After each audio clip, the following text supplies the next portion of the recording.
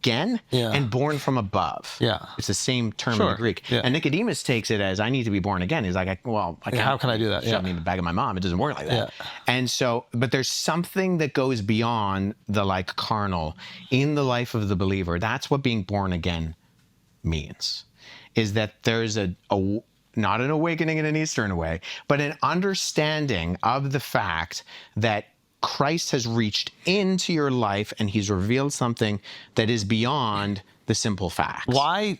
I guess my concern is God is all-knowing, all powerful.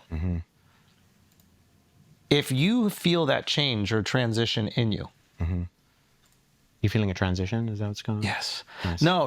Like Every woman who makes herself male. yes, but you don't think God is aware that that's him? What do you mean? Like, you think that that person on the island or the random person that grows up in Ohio or New York or Japan or anywhere that realizes that I'm going to live a better life and I'm going to be a better person and I'm going to do all these things which now we know through Scripture says will give you eternal salvation. And the one thing he doesn't say is, I know that Christ is reaching in me to do it. He feels like something is reaching in him to do it. Maybe he chalks it up to evolution. Maybe he chalks it up to his God, whatever it is. But you don't think God, the one God, is smart enough to go, I know who he's talking to. You think he needs up to say him by the one specific name, and then God goes, well, he said the name. Okay. To me, it seems belittling to God to assume that he's not capable of understanding all the languages that we speak to the highest power in. So that's a good question that Andrew Shultz poses to Wesley Huff, because Andrew Shultz is saying, like, God is all-knowing and all-powerful. Like, does someone need to say that, you know, hey, I believe in you, God?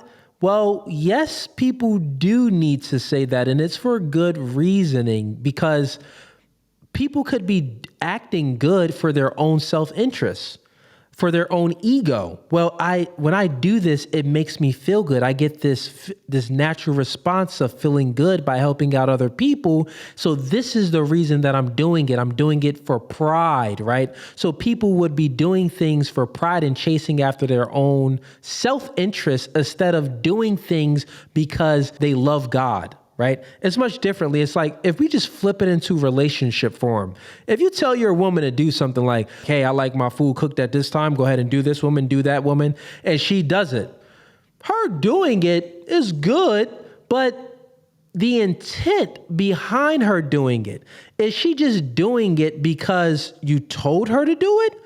That's good. She's being obedient in that sense. It would be better and more genuine and more loving if she cooked you that food, not because you told her, because she knows that you are hungry after long days of work, and she want to make sure that you are good. She want to please you. That's her intent of doing it, not just doing it because you told her, which would be more genuine, right? You see what I'm saying here? Which one is more potent? So when Andrew Shultz is asking this question on, well, that's just like belittling God's intelligence. Like, he knows that this person is doing these things and stuff like this, but what's their intent? If they're not doing it for Jesus Christ, they're doing it for their own self-interest, then I don't want nothing to do with that. Even a woman, like, how do I know that when you're cooking me food and you're not doing it out of love and genuineness, that it's actually for me? You can be doing it as an escape, right? Let me just do this so I could just get this out of the way, and then I can go ahead and do my own little things. No, when a woman is cooking for you, when a woman is cleaning after you, when a woman is rubbing your shoulders, you want her intentions behind the action to be genuine and to be for you, not for her own self-motivations or interests. Okay, let's continue on. I don't disagree with you. And I think that's where God, like what I said before, is not going to judge us on what we don't know. He's going to judge us on what we do know. That doesn't mean that we're innocent. At the exact same time, I think the Spirit of God is constantly speaking to us and convicting us. We call it a conscience, right? So like there's an aspect of God's means of grace that is just general to everybody, in that we understand that murder is wrong, and that agreed. Arguably everybody throughout history, Agreed. barring a few wackadoos, Yep. believes that. And that is the image of God that we are created in, screaming out. This is, same page. Yeah. So I'm curious, even in the book of James, the Epistle of Straw, as Luther would call it. Yeah, by some pious Jew. Yeah, perhaps. That in this book, God says, without works, faith is dead. Yeah. Faith without works is dead, rather. Yeah. So how do you reconcile that with this idea? Yeah, so you're not saved for your works, but you're saved. No, sorry, you're not saved by your works, but you're saved for your works. So that's the fruit in the cursing of the fig tree. It's like if I see a friend and he's claimed to be a Christian, but his entire life is reflecting the complete opposite, I would say to him, listen, I don't know what's between you and God. That's not my place. However, I have no evidence to see that the things that you actually confess have an actual, outpouring in that. And I think that should worry you. I want to grab you by your baptism, and I want to say, I'm going to hold you to the standard that you yourself are claiming. And so what's the inverse of that? The fruit is that which, where Jesus says, you will know my followers by their fruit. And that's why it's problematic when we see Christians doing things that are unchristian. Right. That's why people point out things like the Crusades or the Inquisitions. I think these are legitimate things that we can point to and say, if you pour out the substance, here, let me give you an illustration. So the methodology of form and substance, I said it's slow, so you didn't think. Yeah, thank you very much. Methodology of form and substance has this idea that this is Black Rifle. Oh, sweet. We don't have this in Canada. We don't have this in Canada. Of course not. Every time I come, it's American, baby. It's freedom. Oh, man, we don't have that up north. Oh, we know. So Black Rifle energy. Yeah. Okay. I come in the room. I say, Andrew, can I drink this? And you say, yeah. I say, what is it? You say, Black Rifle energy. I crack it open. I take a sip. It's gasoline. Yeah. Okay. It is Black Rifle energy drink in form, in that it claims to be, but not in substance, and that the actual contents are not what the can is describing. So when we look at the contents, when we look at what Christianity actually dictates, and we see things like Jesus saying, love those who hate you, pray for those who persecute you, turn the other cheek, and then you look at something like conversion by the sword, we can say, based on the actual contents of what Christianity and the Bible claims to be, that is it in form but not in substance. Yep. And that person either is in a lot of trouble in that they're claiming to be something they aren't, or they really need to figure out what's what, and that they're going down a dangerous road. Yep.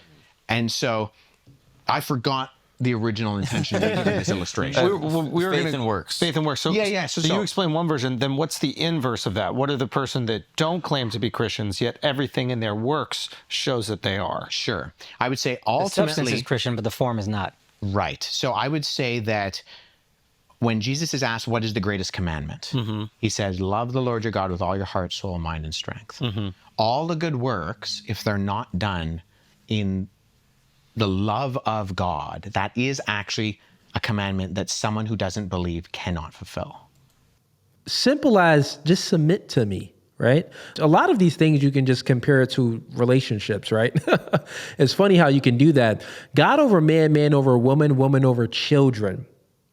And there's a reason for that order, because the children submit to the parents. The woman submits to the man. Man submits to God. Christ, right? Christ submits to the church, right? And so that order itself, the man submits to God. You submit yourself to God, Jesus Christ. That's what you do. And the only way you can do that is by the things that you do, the intent behind the things you do. Who do you do it for? Are you doing it for yourself? Think about it. If it's not for God, who is it for? Right? Who is it for? It would have to be for yourself. Or is it for some chick? You're doing something for some chick, bro? Come on, you worshiping a chick now? You a simp? Who are you doing it for? There's just a few different places where we can put the good and the bad things of for, who we do it for. Either for self, for someone else, or is it for God? You get what I'm saying? So, man, and that's part of submission. That's part of even if you're looking at the dating aspect, the woman should be doing things for you, submitting to you. You don't want her doing things that's good, but she's doing it for another man. Like, think about it. Chicks, let's just map this out for y'all, right? Chicks that have ulterior motives, that's in a relationship with you where she got 1 foot in but 1 foot out, it could be looking good for the man, but then the man gets blindsided because the chick just up and left. He thought by her actions and being observant to all of the things that she was doing, he thought that everything is good. She's still operating as normal. She's still doing the things that she's always done.